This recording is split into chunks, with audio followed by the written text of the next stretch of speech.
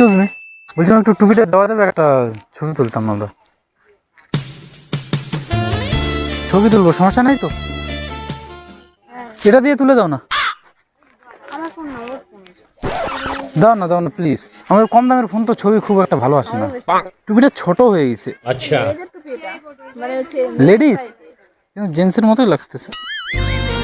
দাও চশমা। ভালো আসছে কি? ঠিক আছে, এটাই শেয়ার করে দাও।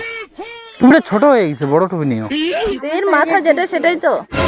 তো আমার মাথা কি বড় তাহলে? একটু এই যে এটা